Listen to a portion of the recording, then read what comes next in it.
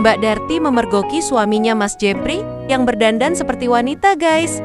Dan yang lebih mengagetkan, Mas Jepri itu lagi asik jalan sama laki-laki.